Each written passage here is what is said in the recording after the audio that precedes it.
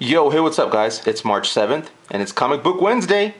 That's right, new comic books came out today, and I just got back a few hours ago from my comic book store, and unfortunately, guys, out of all the comics that I checked out and looked at, only one comic book I actually picked up today. I did not like any other ones. Out of DC, Marvel, Image, Independent. Nope, this is the only one I like, and it was from Image, of course, and it's called, of course, Hell Yeah, The Last Generation of Heroes.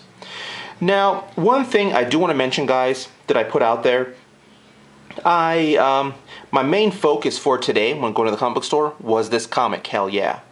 It's a brand new comic from Image, #1, and the main reason why this was my main interest was because Image has been, or is quite popular for putting out really nice #1 comics.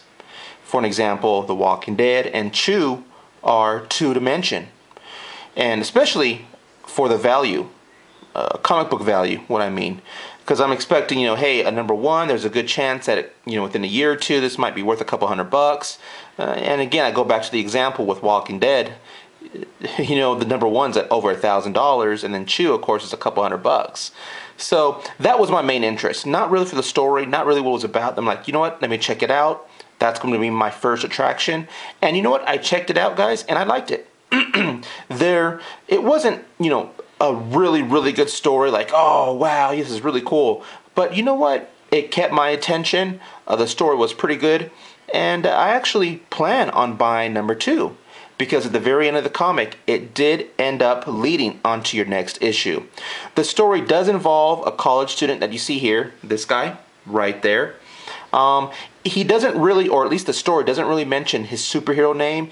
It's just the fact that his father was a well-known superhero, and so he's attending this college for superheroes, I guess, to learn their powers or learn how to use them of some sort.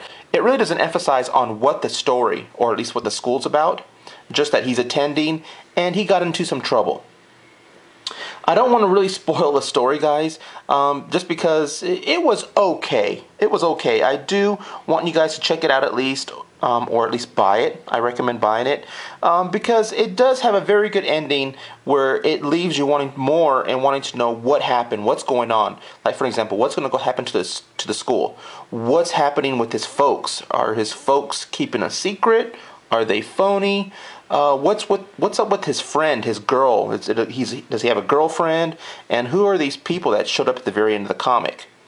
Okay, so it leaves a lot of questions unanswered that make you, the reader, want to buy issue 2, which I'm going to do. So guys, when I picked this up today at the comic book store, there was only 2 copies left. This one and another one. So it went by pretty fast. So hopefully you guys have a chance to pick it up, either at the comic book store or even eBay, or any other comic book store that you order online from. I really recommend it. For $2.99, it's not a bad deal. 2 comics, guys, that I got in today in the mail that I want to go and show off is The Witching Hour #3. This comic, guys, is from 1969. Okay?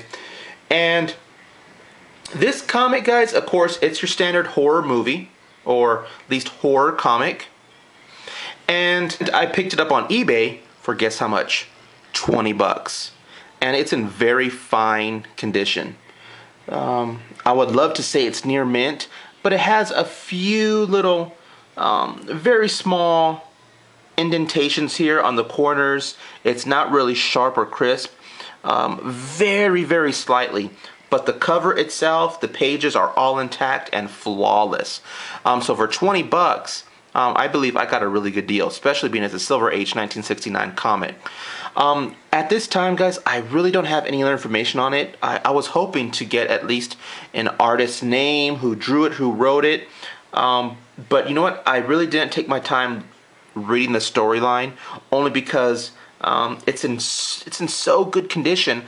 I don't want to take the chance of bending a page or wrinkling a page or doing something wrong, because my dumbass always does something. I always screw up on something. So when comic books that are this old, that look like this, I don't read them. And I have a few like that only because I want to keep it pristine. Anyways, guys, so The Witching Hour #3, it's a really good book. I mean, the artwork's really good, what I can tell from it. And I plan on picking up The Witching Hour #1. The Witching Hour #1 is at my local comic book store, the same place where I picked this one up today. However, it was for $100. Yeah, $100 for The Witching Hour #1. Being that's the same 1969, I don't know, it seems a little steep, especially since I bought this for 20 bucks. So I'm gonna see if I can pick it up on eBay. However, the one at my local comic book store is in the same condition. It's almost pristine. So I can vouch for, or at least I can understand why it's so much. But I'm gonna try to talk the comic book, the owner, down to maybe 75, 80, just to save some cash, because $100 to me, it's a little expensive for me at this time, especially since I'm trying to save my money, guys. I'm trying really hard because the iPad 3 was just mentioned, and you can pre-order it for delivery for March 16th. So I have the cash available. It's just, okay, well, you gotta go gently on the comics, and I'm trying to do that right now. So anyways, The Witching Hour #3, awesome. Next comic, guys, I want to go to mention Fantastic Four #112. This one I did pick up on eBay. It took a while for it to get here. However, I have no regrets. I paid, I believe, close to $100 for it on eBay, but it's in really, really good condition. Normally, all the ones that I've seen here locally or at comic book shows, conventions, the edges were pretty rough.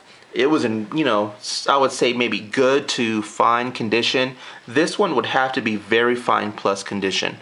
It is very, very nice. And being the fact that it has the Hulk and the Thing battling in there, yeah, I had to buy that because of that.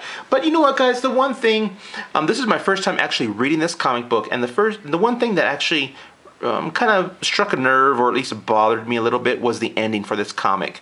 I mean, don't get me wrong when I say this, but I'm a Hulk fan, okay? I know how powerful the Hulk is, but it seems as if Ben in this comic here, The Thing, he was holding his own against the Hulk. I know this isn't the first battle between both of them. I believe it's the second or maybe third battle, but Ben Grimm, he was holding his own against the Hulk, and it seemed because the Hulk, how, you know, slow and dumb he is, and Ben being, you know, he had a little more intelligence, he knew how to fight, he had the Hulk, you know, going for a bit. But the very end, spoiler alert, guys, if you don't want to hear the very end, just fast forward at least probably a good maybe 10 seconds. But at the very end, guys, his girlfriend, Ben Grimm's girlfriend, was of course in the background and got hit by falling debris. She's like, "Oh, Ben." And he turns around, he's like, "Oh, Felicia." And right when he turned around, the Hulk came around and sucker punched him right in the jaw. The Thing fell down, knocked out cold, and the Hulk was like, "Oh, well, that's it. Okay, I'll go ahead and shrink down back to Bruce Banner and walk away." And then the Fantastic Four there in the background be like, "Oh my God, what happened?" You know, like they're crying and they're worried, and it just that just seemed kind of lame. I mean, it's a good comic, guys. Don't get me wrong. I don't want to, you know, say bad things against Stan Lee, but I mean, the battle itself, the battle was just fight after fight. It was like, "Oh wow, that's cool. Okay, all right." The very end is like, "Oh, okay. Ah, man, sorry, Ben, you got sucker punched." You know. So I don't know. Other than that, guys, that's my Wednesday. That's my comic book review or video, if you want to say. So stay tuned, guys. Probably Sunday, I'll do another one with a couple comics that are coming in, and a few little tidbits here about my comic book stores that I have here in Arizona and my collection. So yeah, check back on Sunday, and I'll have another video up. So until then, guys, thanks for watching, and peace.